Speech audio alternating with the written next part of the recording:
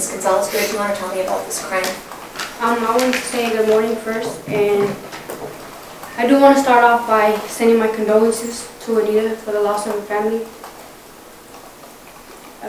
and for the loss of her son, Darian Alexander Gonzalez. I want to say that I'm not a bad kid. Before being arrested, I was a full-time scholar at Democracy Prep Advocacy campus. I had no prior educations in the juvenile system.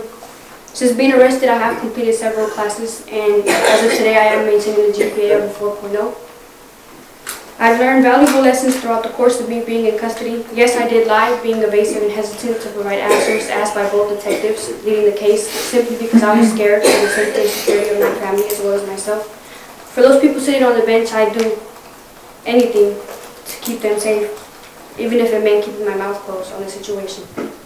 The night that the incident occurred, I was grabbed very roughly and threatened to stay silent. But I asked myself, what's the point of being quiet if I have a voice? I do take accountability for my role in participation. I had no idea anybody was going to get hurt. I was easily influenced and manipulated. I was 15 years old when the incident occurred. I'm now 17. March 4th of 2024. I was not arrested, I was rescued. I've made magnificent changes that will stick with me throughout my life, my entire life. And I know if given a second opportunity, I'd make it my mission to do as much good in the world as I possibly could. Even though I know it won't make up for the wrong, it won't bring Darian back. But when I send my condolences, know that I meant it sincerely. Thank you for allowing me to speak and most importantly, listening. Thank you. Mr. Tomczak. Thank you, Judge. I'm going to start by telling you that I'm going to ask for probation as well. I would echo what Mr. Fumo said, that is certainly an uncommon request given the gravity of the charges in this case.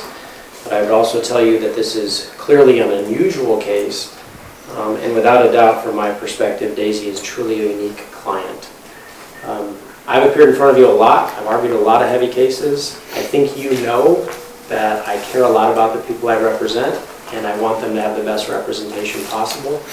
And I don't think it's any small thing to say that I care more about Daisy and the outcome of this case than probably any other case I've ever handled in my career.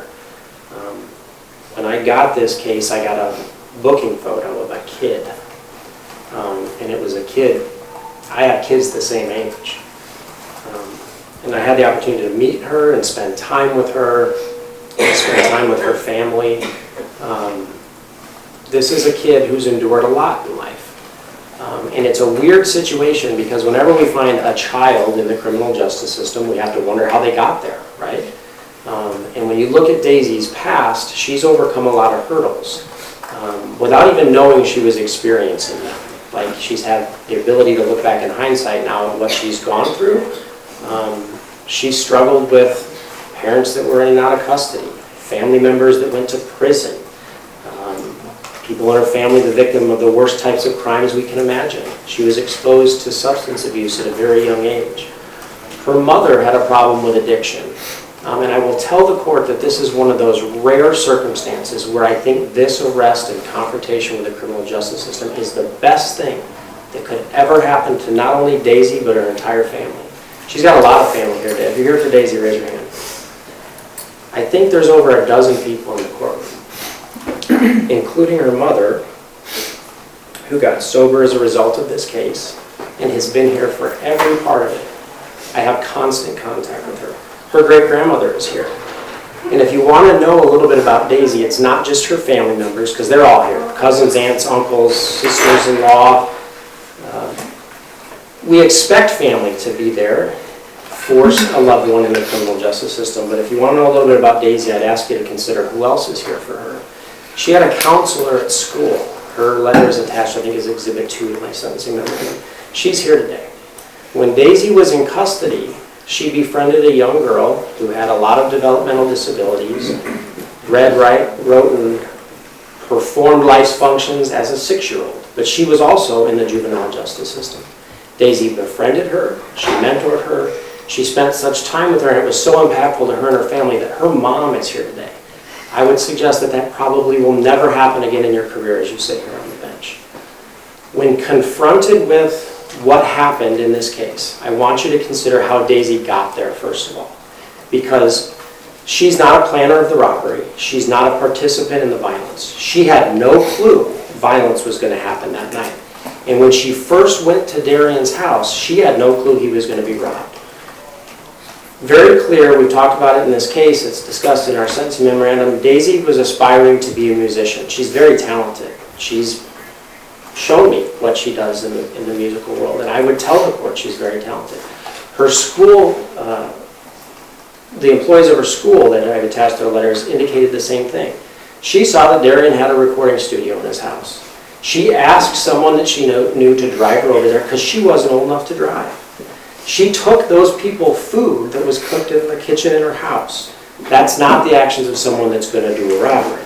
What happened is while she was there, she made some really bad choices. She was confronted with older kids, she was confronted with adults, and she was confronted with substances. She was offered drugs and alcohol, which she consumed, and at some point during that interaction, it became obvious to her that something was going to happen. And instead of walking out the door, she agreed that after it happened, she would take a couple pieces of property, clothing. She had no idea someone was going to be shot. She had no idea someone was going to be killed. And I want the court to know this fact, that after it all went down, in the dumbest, most senseless crime I can possibly fathom, someone's life was lost and then hers was threatened. Immediately after this crime, the more culpable defendants in this case, individuals that she had just seen kill someone, threatened her and threatened her family. Now this is a 15-year-old kid whose home has been shot up in a drive-by shooting previously. She knows that they know where she lives, and she knows that they would enact violence that would kill someone. So she lies to the police, at least at first. She doesn't provide the first proffer in this case because she's stuck in the juvenile justice system and she goes through 6 months of litigation before we ever get here, and that's when I meet her. And when I met her, I met someone that's confronted with that crossroads where it can go really good or it can go really bad. And if we're to sit down and write down on paper what we want a defendant to do when confronted with the criminal justice system like Daisy was, she did everything right. She poured herself into schooling. She's got 19 credit hours with a perfect GPA. She's taking college-level courses. I will tell you, when she gets out, she will go to college. I've had so many conversations with Daisy, personal conversations about what she wants to do in the future. She's been impactful not only in my life, but the life of her family. My investigator's here in the courtroom today. He never comes to court. He's been sitting here all morning. The reason that those things happen is because of what Daisy's chosen to do.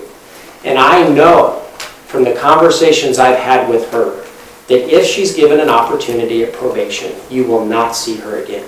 And I believe in her more than I believe in anybody I've ever stood up and advocated before. When I put my sentencing memorandum together, it occurred to me that the defendant that she's most closely aligned with is Ms. Dennis. Ms. Dennis was involved in the robbery implication a little bit before and in fact invited my client into it. My client agreed. But here's the difference in those two individuals. Daisy spent 500 days in custody as a teenager. I mean, think about that. In the scope of her life, she spent 20% of it in diapers, she spent 10% of it in custody. Like, the majority of her life has been as an infant or in this case. She has an opportunity for this court to give her a chance. You can hang whatever you want over her head, and you can tell her, you earned this one chance. If you screw it up, you're going to walk right out that door and go to prison. I can tell you that prison for this child is not going to solve anything. But probation allows her to stay on the right path, where she can continue to make good choices, where she can continue to be a positive impact in the people that she encounters in her life. And I know she won't be back here. I care a lot about her and the outcome of this case, and I believe in my heart of hearts the appropriate sentence for her is probation. Thank you, Mr. Township. Raise your right hand. You do solemnly swear the testimony you're about to give in this action shall be the truth, the whole truth, and nothing but the truth, so help you God? Yes, I do. May I please have you state and spell your first and last name for the record? My name is Christian Acristo, first name C-H-R-I-S-T-I-A-N, last name Acristo, A-C-C-R-I-S-T-O. Thank you, Mr. Christo. Thank you, Your Honor. Ready, sir. Thank you. Your Honor, my name is Christian Acristo, and I stand before you today as the stepfather of Darian Alexander Gonzalez. I am here to share the profound impact that Darian's murder has had on our family, on myself, and on the life of his young daughter, Skylar. To the world, Darian was my stepson, but to me, he was my son in every way. We shared many moments that now feel like treasures. Playing basketball, sometimes competitively, was one of the favorite ways for us to connect. When he would beat me, he'd flash that lovely smile, his confident smile like he had just won a championship. When he was home, it was often Darian, his stepbrother, and I yelling across the house while playing games together, teasing each other, laughing, caught up in the joy of life. My wife would often joke that she was outnumbered in a house full of crazy boys. What we would give to have all that joy and laughter back in our home again. To have Darian be with us here today, standing. One of our fun rituals was watching Dragon Ball Z together while eating popcorn mixed with chocolate, one of his favorites. No matter what was going on in life, that simple tradition always brought us back together. I remember teaching Darian how to drive, change a tire, build gaming computers, and even give him tips on how to approach women. Darian taught me just as much: how to be patient, how to find humor and tension, how to hold space for love, even during struggle. He really did have a rare gift for charisma and lightheartedness. Darian was a bright light, full of dreams and ambition. He was a loving father who cared deeply for his daughter, Skylar. A generous stepbrother who always shared what he knew, whether it was music, computers, or life. A devoted son that checked in with his mother every day and lived by a motto he believed in: be kind-hearted, keep your promises, and take care of each other. His passion for music wasn't just a hobby, it was his purpose. He dreamed of owning a recording studio and poured everything he had into making that dream real. He faced setbacks and doubt, but he never gave up. That was Darian, determined, resilient, and full of heart. Since the day Darian was murdered, I've watched his mother suffer in ways that no parent ever should. For months, she barely got out of bed. I'd find her laying on the kitchen floor in the middle of the night, crying, completely broken. She is withdrawn from the world. She panics whenever I or my other son leave the home. She pleads with us not to go out, terrified that someone might try to murder us as well. The fear and trauma have consumed her. Losing her only son was the most devastating thing that could have happened to her. She lost her smile, her sense of safety, and the light in her life. The people who did this didn't just act on impulse, Your Honor. They planned, coordinated, and brought a semi-automatic handgun to rob our son in his own home. They came prepared to kill, and that's exactly what occurred. Then, to make matters worse, they tried to lie and cover it up by blaming Darian. That's not immaturity or recklessness, that's evil. It's the calculated behavior of people who knew exactly what they were doing. This wasn't some petty crime, it was a conspiracy to rob and willingness to kill to get what they wanted. That's why no argument about their age or gender should earn any leniency. Murder deserves no leniency, Your Honor. Age is not an excuse. Gender is not a shield. To say otherwise is to suggest the ages of the murderers matter more than the victim, my son, who no longer exists. Dress them up however you'd like, but their actions were adult. Their choices were adult, and they should face adult consequences. Our family has been shattered. We wake up every day in grief, burdened by the absence of Darian. Skylar, his daughter, will now grow up without her father. She will never know his voice, his laughter, or his loving touch. And we carry the weight emotionally, spiritually, and financially of pursuing justice for Darian. We've spent our savings, maxed our credit cards, and used all of our time off to pay for what these people have cost. We're even charged $900 to see our lifeless body son on a metal slab. Imagine that, and I hope no parent in here does have to see that in their lifetime. Your Honor, I am not here asking for vengeance. I am asking for justice, for accountability, for a clear message that planning to rob our son and execute him in the end, no matter the age or gender of the perpetrator, has real consequences. Let this sentence reflect the value of Darian's life and the gravity of what was taken from us. And let me make a moment to say, Your Honor, Darian is not standing here as they like to say. They are standing. He doesn't have that choice. He doesn't have the ability to rehabilitate himself and learn from any mistakes he was going to make. The fact of the matter as well of a best friend or a friend, someone you would call a friend, the tenacity or the courage of a friend would stay with a person who was bleeding out, trying to breathe for their life, their last moments, but to run like a coward, and then say this is your friend and to apologize and you want to be here for a friend. That is no act of friendship. That is no friend that would stay with someone as I would have stayed with my friend. I want that to be known. I'd also like to just mention again that my son is not standing here and he does not get to fix his life. And people, first appearance is everything, Your Honor. First appearance. We are told from young ages to be good. We know good and evil. The choices that they made that night were choices of their own. Now they want to be better after they chose to do a destructive act.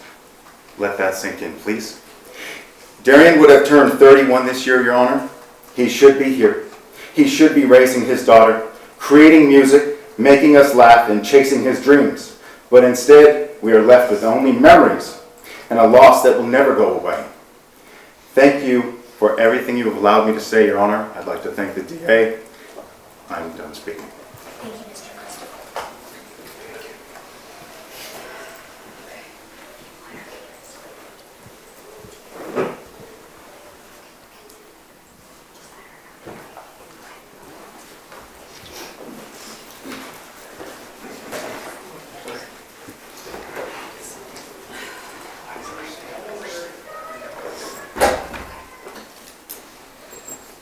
Please raise your right hand.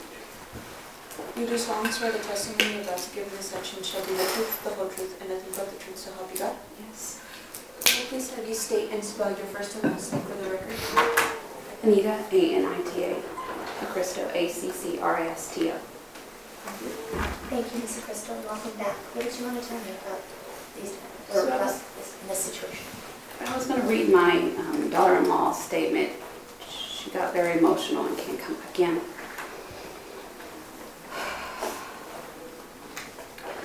She said, "My name is Shawnee McCree. I'm the mother of Darian Gonzalez's daughter, Skylar. I'm here today not just as a grieving mother of a child who lost her daddy, but as the voice for a little girl who is too young to speak in this courtroom, yet has already lost more than any child ever should. Skylar is only 5 years old, full of joy, laughter, and innocence, but now carries a pain no child should ever have to bear. At 4 years old, she had to attend her own daddy's funeral, clutching a drawing that she'd made him for him. As we stood before the casket, she looked at him and asked, 'Why can't my daddy talk to me?' She didn't understand why he wouldn't wake up. Then she asked, why did God want him to go home to heaven? I fell apart. How do you explain to a 5-year-old that her daddy isn't coming back?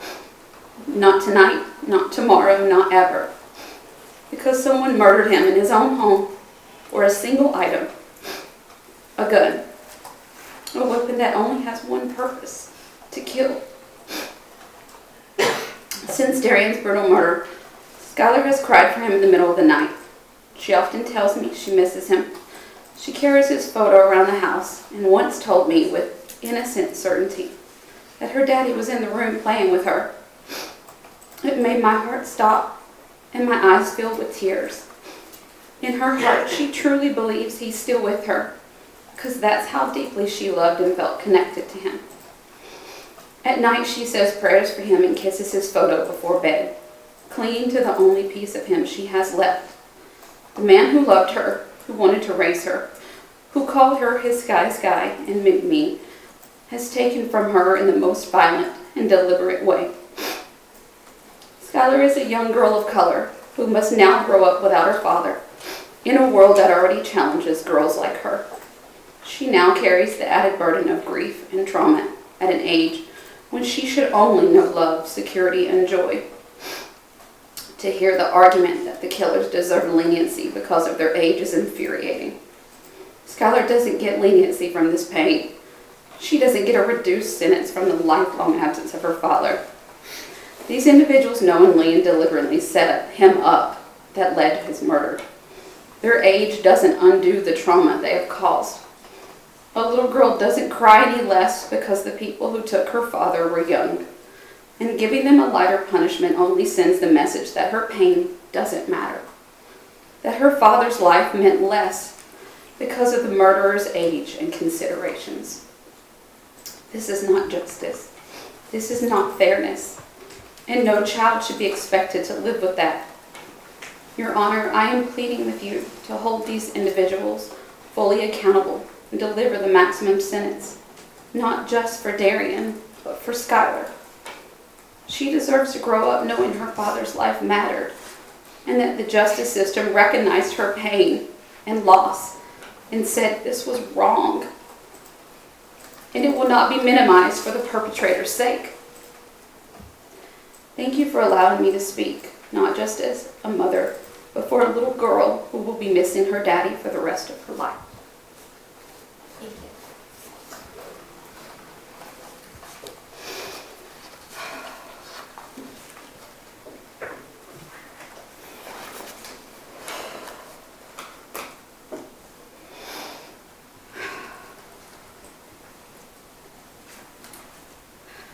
I'm going to read my statement now.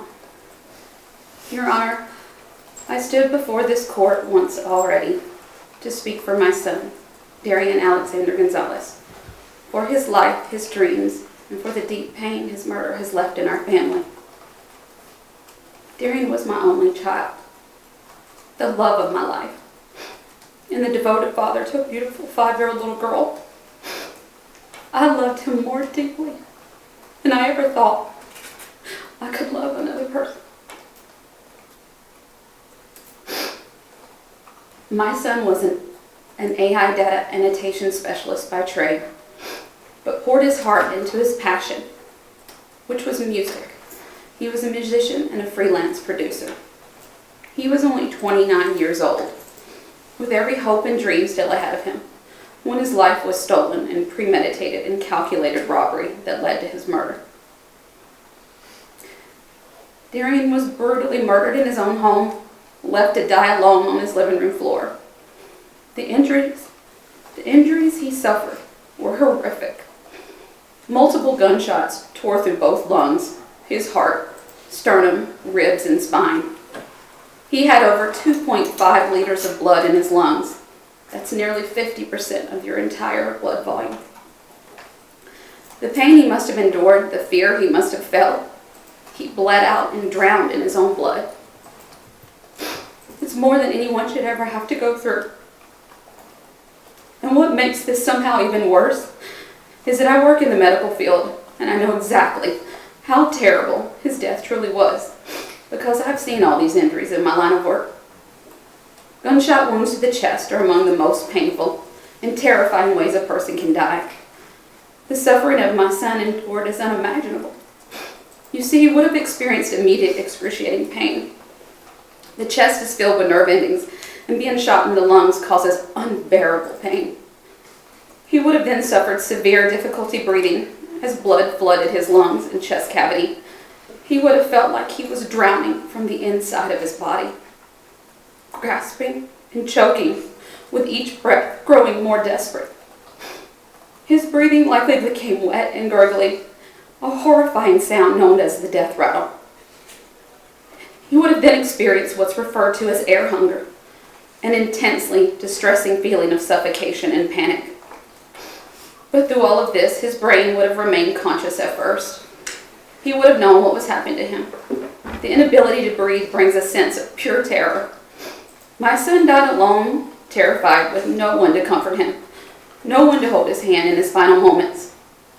And as his mother, reading this out loud, knowing the agony he endured in his final moments, feels like ripping my own soul open in front of you.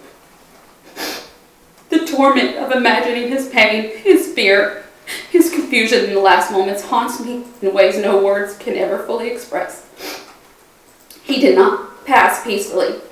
He died in excruciating pain and fear. He didn't deserve any of this. And no family should have to live every day with the knowledge that their child suffered in a horrific way, imagining his final moments. Of agony will never leave me. Since that day, I've been living in unbearable pain. I've been to the ER 3 times due to chest pains and grief of my son being murdered. I felt like my heart was dying, like it was being ripped from my chest and left bleeding on the floor beside my son. Every breath I take feels forced. Every day is a struggle to find the strength to keep going. I am now dead, but still alive, forced to walk through the world as a shell of the mother I once was. This pain is far deeper than any person should have to bear. It's a darkness that never lifts, a wound that never closes, a grief so heavy I could barely stand beneath its weight. Your Honor, I am here for my son, who has no voice in this case until now. I want you to know who he was as a son and a father, and how brutally he was taken from us. Darian has a personality that was outgoing, funny, always joking and free.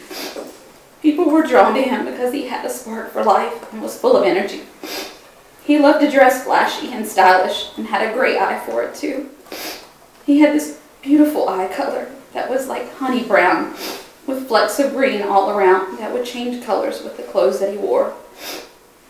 His smile was the type of smile that made you want to smile back, no matter how you were feeling. Even when I tried to be upset with him, he had this way to make a joke and laugh that lightens the mood, made you want to laugh too. I would have to pretend to still be firm as a parent and would laugh later with my husband about how funny and unique his perspectives were. As a father, Darian reminded me so much of myself as a new parent. He was scared at first, unsure if he was parenting correctly, but he loved his little girl fiercely. He would call me and say, "Mom, I don't want to mess up." And I'd reassure him, "You're going to make mistakes with your kids, we all do. But she knows you love her, and that's all that matters." He always tried to make her smile, and it crushed him to see her cry. She was his heart. They are so much alike, Darian and Skylar. Both outgoing, humorous, stubborn to a fault. When I look at her now, I can see my son's spirit shining through her. This month, I kept my granddaughter at my house. And like many little girls, she was fascinated with my makeup. At one point, she got into the makeup and used it to write on the mirror and wall. When I walked in and saw the mess, I told her firmly, "We don't write on walls." She looked at me with her father's eyes and said softly, "But I wrote, 'I love you, Daddy.'"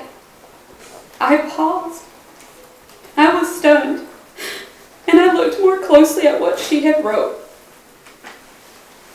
She had drawn the letter I, a heart, and the letter D for Daddy. In that moment, I broke. I scooped her up in my arms and held her tight as tears streamed down my face. I realized that this tiny soul, at only 5 years old, is already carrying the unbearable weight of trying to make sense of her father's murder.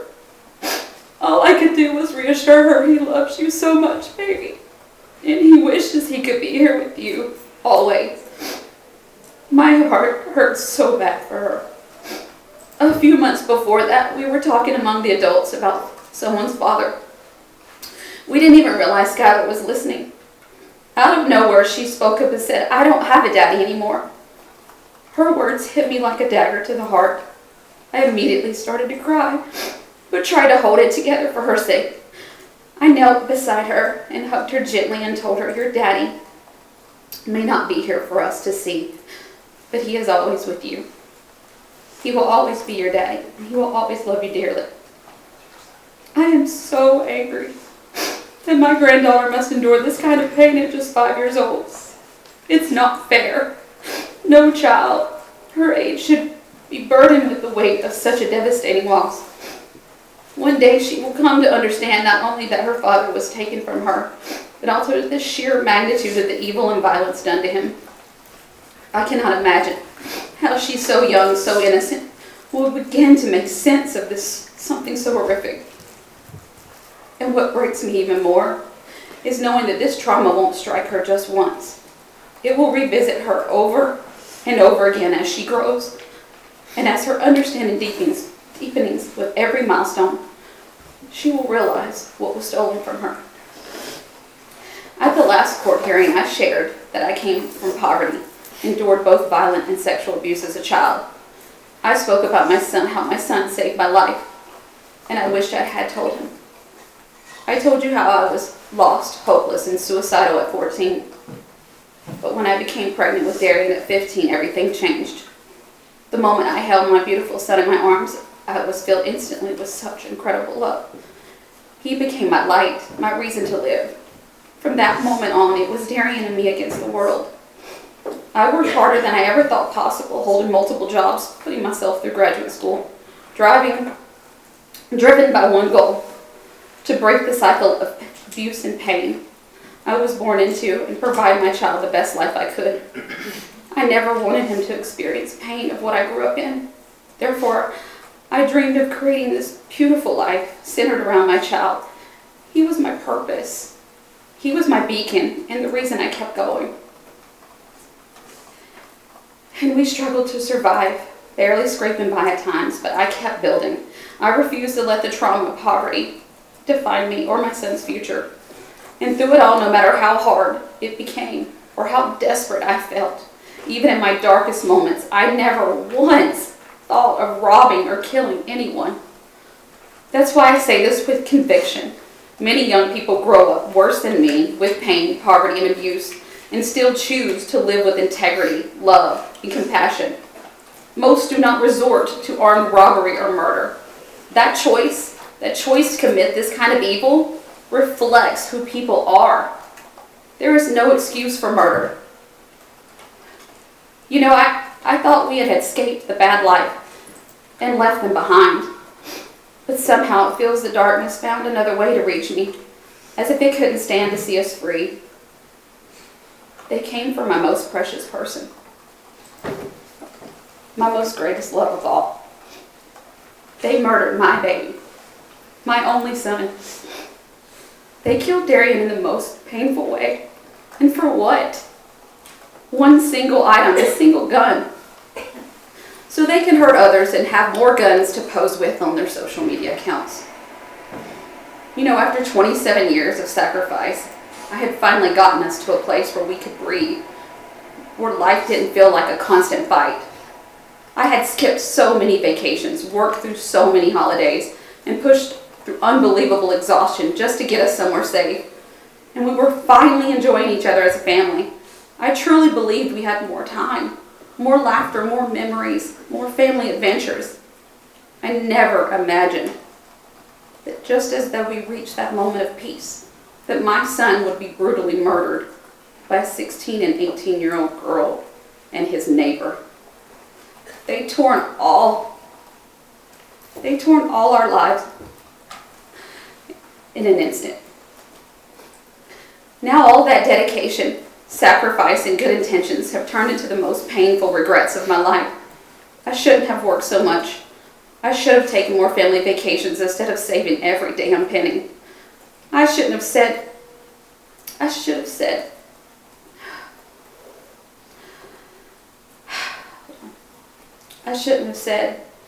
to take more good risks my son was always brave enough to take. But how could I have known that evil would see something he owned, something with so little value, and decide his life was worth ending it? A weapon created for no other purpose than to kill. And I have no doubt that same gun is still out there being used for more violence, because they all came to my son's home, robbed, murdered him, and got exactly what they came for, the weapon. The police never recovered the gun because they were calculated enough to dispose of it, just like they tried to dispose of the truth. Your Honor, I realize parts of my statement were shared previously, but for the three individuals before the court, this is their first time hearing what their actions did to my family. And so I must speak these truths again, because the pain is still just as real. You see, Darian was working hard to build his own dreams. In his early 20s, I couldn't get him to think about saving for the future. But on the morning of January 2nd, 2024, the day my son was murdered, he shared his financial goals with me. I'd like to read these exact words to you. He said, "Discipline, discipline, discipline. Don't be lazy. Don't overspend on things that depreciate in value, like cars, clothes, gadgets, etc. Money loses value every day. You want assets that accrue value. Try to live below your means. Learn to cook the food you like. Stop eating out so much. The steak and shrimp will come later. Work your financial baby steps." He was, end quote, he was finally hearing me. and I was so proud of him. That day, he also sent a beautiful message to his boss, and she shared it with me after he was murdered. I'd like to read it to you. Quote, "I have made the executive decision to start putting myself first. It's a 2024 my Kobe year. I want to take on a Mamba mentality, take my power back, and remind myself that I'm the boss of my own reality. I refuse to spread myself thin, and I'm commanding respect this year. New apartment, new mentality, new results. I plan to have a down payment on a condo by the end of the year." End quote. Your Honor, my son was at a defining and extraordinary moment in his life. He was ready to grow into the best version of himself. It was that moment that every parent hopes for, when you see your child become what you always knew they could be, but on their own terms. That same morning, he called me on his lunch break, and I decided to take my lunch early as well because I could hear excitement and hope in his voice. He had recently been down after a breakup that left him with heartache, but that day his voice was different. It was positive. It was determined. We talked for over an hour. He said, "Mama, I'm ready to make you proud. I know I've disappointed you, but I'm ready now." We spoke about his goals, laughed like kindred spirits. It was such a beautiful conversation with my son. I'm so grateful I didn't say I was too busy at work that day, because I have a very demanding job that I don't always have the luxury to take a lunch, much less talk a whole hour. Later that day, my son sent me a photo of an expensive car. He captioned, "A guy can dream." I laughed and reminded him later, after your financial baby steps. He laughed too and said, "I know." That was the last text I ever received from him. The next call I got changed my world forever. A detective at work called me at work and told me that my son had been killed, but couldn't give me any answers because it was an active investigation. I can't even begin to describe how that news crushed every fiber of my soul. There were no answers, no explanations, just the worst preventable tragedy imaginable. There isn't even a word that captures the intense pain of a parent whose child is brutally murdered. All I can tell you is if I brought you in my broken heart for just one moment, and brought you into my world for just one moment right now, you would be begging for mercy to make the pain stop. You would instantly understand what needs to be done. You would try to wish it all away. Well, I've tried. I've tried to go back in my mind and save him over and over again. Do you know how crazy you become when you replay what you could have done to save your child? Because you're his mother. You should have saved him. I blame and hate myself because I couldn't save him. I know evil like them existed in this world. I should have done more. Why couldn't I have done more? Why did you kill my son? I wish you would have killed me.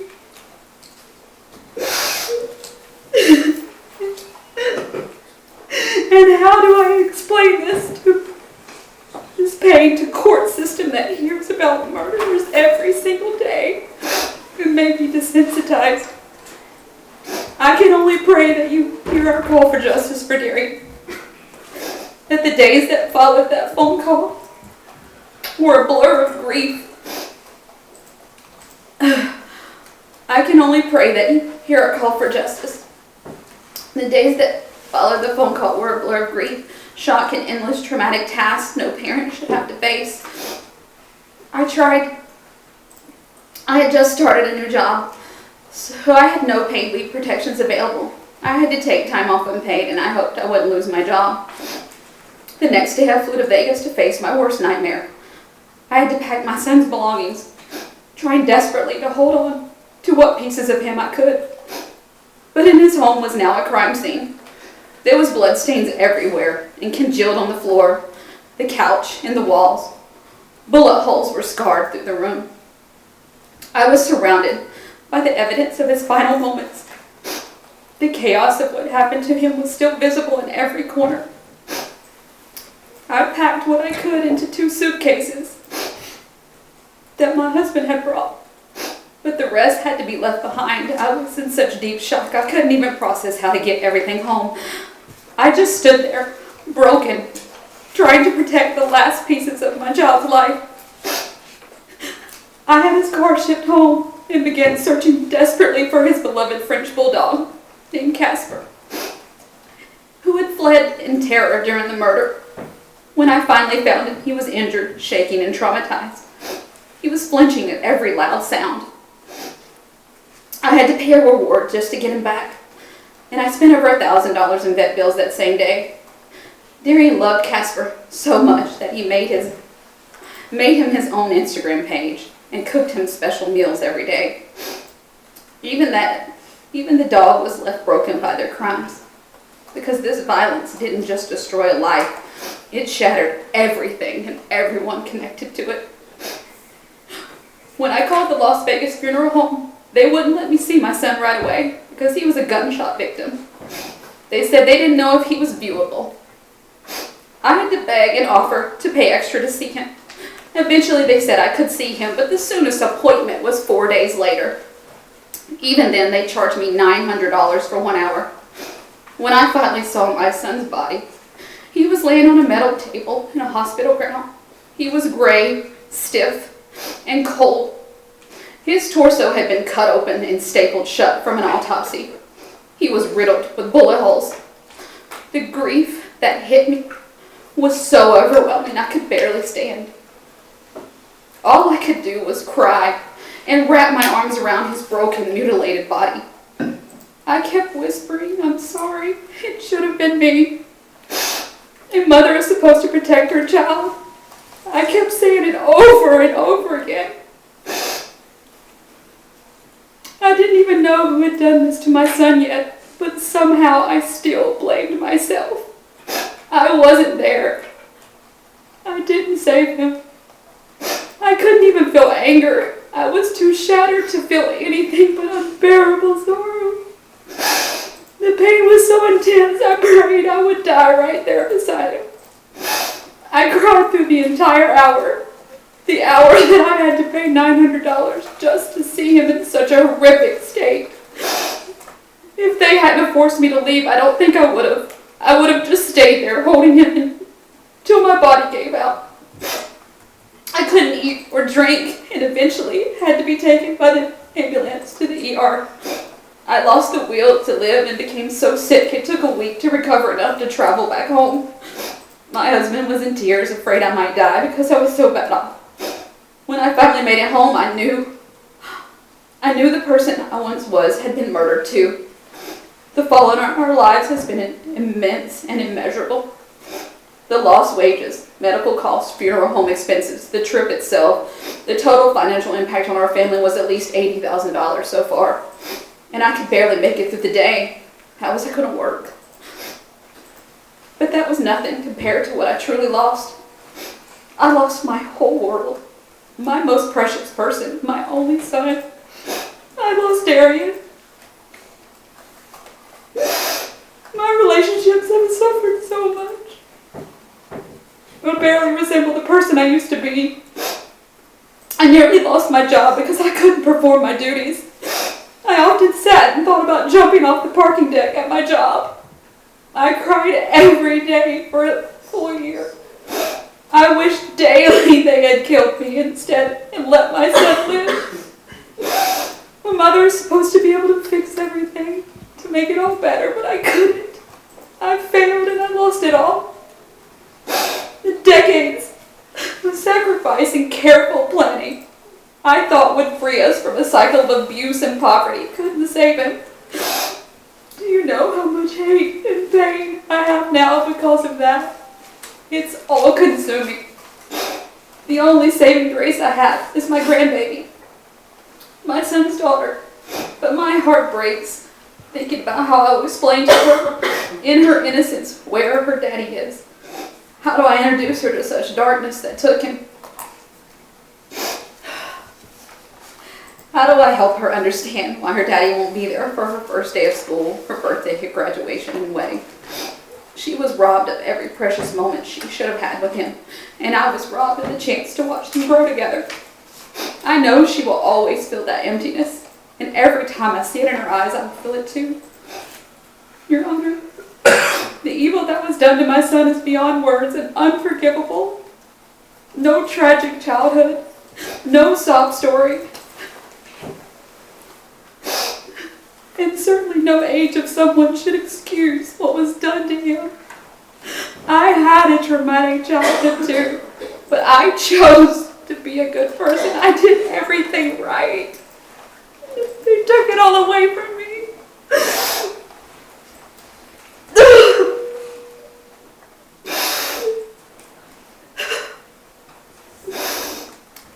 People make choices that reflect who they are at their core.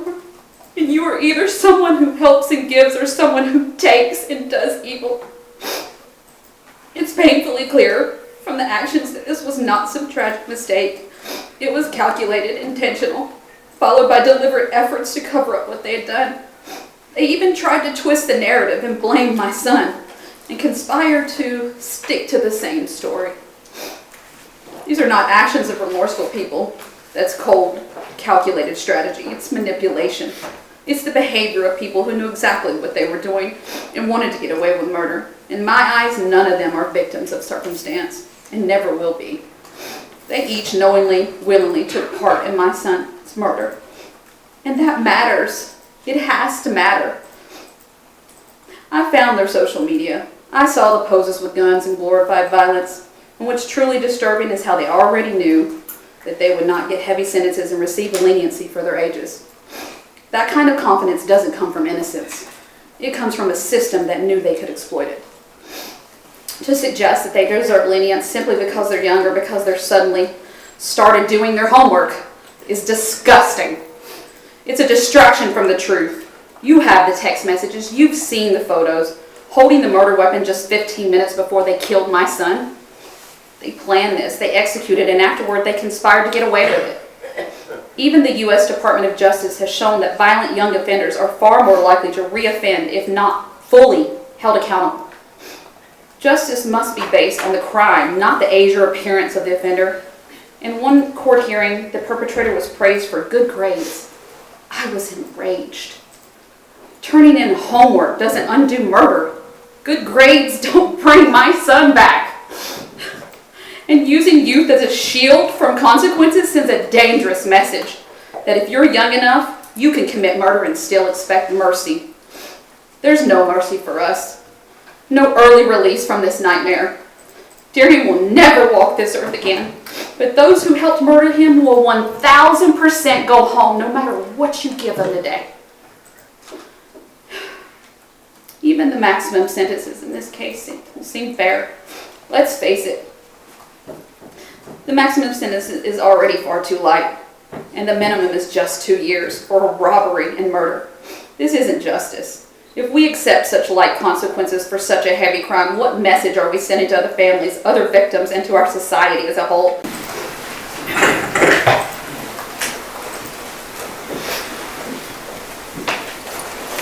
I think this case was obviously tragedy in every way.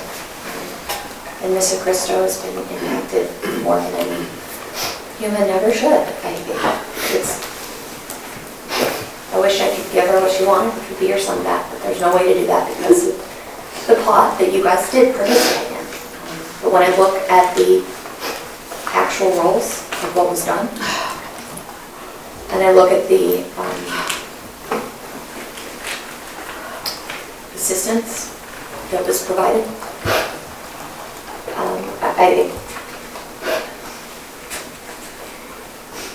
I think what your attorneys are asking for is appropriate. So, as Mr. Godwin, in accordance with the laws of the state of Nevada, you're hereby judged guilty of accessory to commit murder, category C felony. I'm going to impose the $25 administrative assessment fee, $3 DNA collection fee, $150 DNA fee, as well as the test.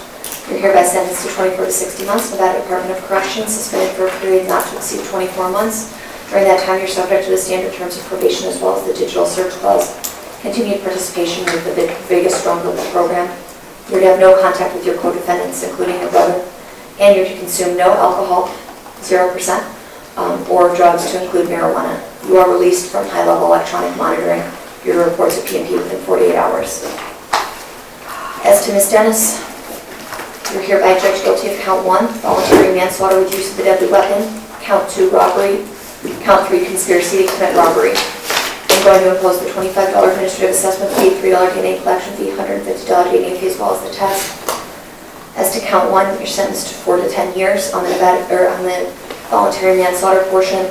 For the use of a deadly weapon, I've considered the factors laid out in NRS 193.165A3 inclusive. We'll fix that at a consecutive 4 to 10 year sentence. As to count 2, 4 to 10 years concurrent. As to count 3, 2 to 5 years concurrent. That is suspended for a period not to exceed 5 years. During that time, you're subject to the standard terms of probation. Additionally, you're to have no contact with your co-defendants, no alcohol or drugs, and you are to obtain a GED or high school diploma. We're hereby released from high-level electronic monitoring and report to P&P within 48 hours. As to Ms. Gonzalez, you're hereby judged guilty of count 1, voluntary manslaughter with use of a deadly weapon, count 2, robbery, count 3, conspiracy to commit robbery. I'll impose the $25 administrative assessment fee, $3 DNA collection fee, $150 DNA fee, as well as the test. Count 1, voluntary manslaughter, 4 to 10 years, Nevada Department of Corrections. For the use of a deadly weapon, I've considered the factors laid out in NRS 193.165A3 inclusive, and we'll fix that at a consecutive 4 to 10 years. As to the robbery, I'll sentence you to 4 to 10 years, Nevada Department of Corrections on count 2, concurrent. As to the conspiracy to commit robbery, I'll sentence you to 2 to 5 years, Nevada Department of Corrections, concurrent. That is suspended for a period not to exceed 5 years. During that time, you're subject to the standard terms of probation as well as the digital search laws. No contact with any of your co-defendants. No alcohol or drugs to include marijuana. Obtain your GED or high school diploma. You're also to continue the counseling in CCDC. You are released from custody to report to P&P within 48 hours. Good luck to all of you. You will not get a second chance. Thank you, Your Honor. You do have to do a restitution.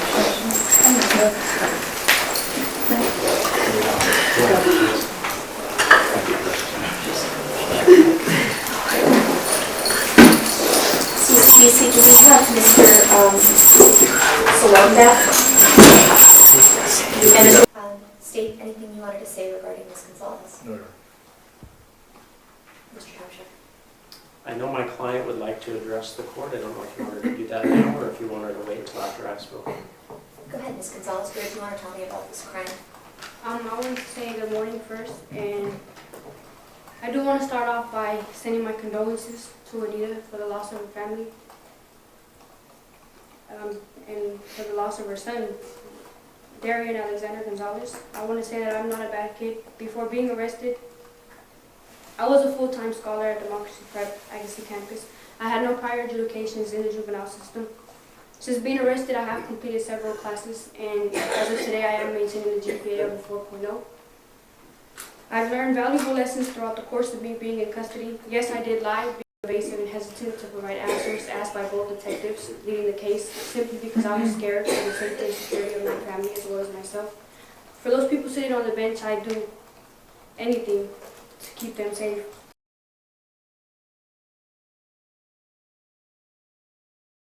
Even if it meant keeping my mouth closed on the situation.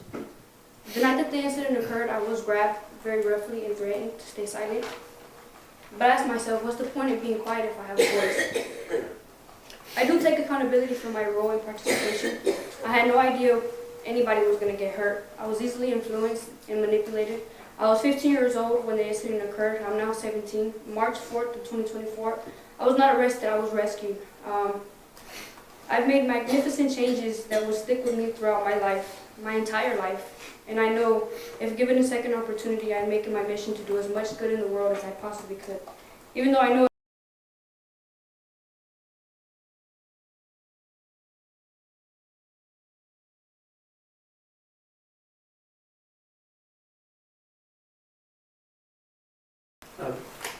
I'm going to start by telling you that I'm going to ask for probation as well.